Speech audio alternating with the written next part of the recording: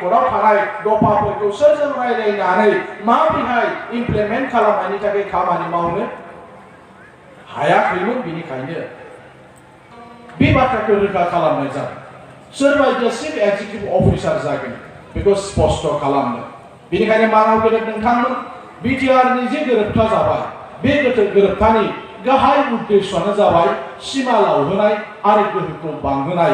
बिनि थाखायसो दुलाराय बर' फरायसा आफादा बिटिआर जि गोरोबथा बे बिटिआर गोरोबथायाव सागान होदों। नङाब्ला जों माब्लाबाबो जों सागान होनाय नङामोन। बियो जुदि लखिमपुरनि सिमलगुरिसिम हाबामोनब्ला बियो बिश्वनाथ जिल्लानि गहपुरसिम जुदि हाबामोनब्ला जों माब्लाबाबो बे एकर्डआव साइन खालामनाय नङामोन। दिनै सरकारजों रायलायखाजोबखानायखायसो जोङो बे एकर्डआव सागान होदों। बिपिएफआ बुंबाय थादों बिटिआरआ जेबो नङा, बिटिसिआनो बिटिआर, नामल' सोलायगोन, गस्लाल' गोदान गानगोन होननानै बुंदों।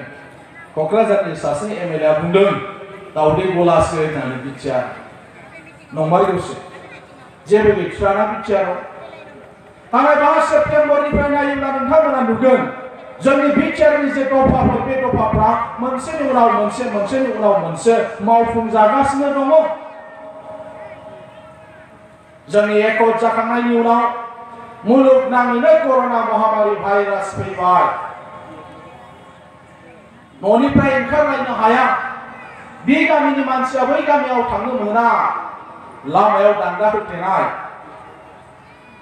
लामायाव बैग्रिसु गायथेजोबनाय, लामायावनो जावथेनानै दोन जेराव गारि घोड़ा हाबनो मोना, बाहेरा मानसिफ्रा फैनो मोना, डिउटि नङासै। बेबायदि बोथोरा बारलांबाय। जायनि थाखाय जोंनि एकर्डनि दफाफोरखौ मावफुंनो थाखाय सरकारा हा आख' जादों।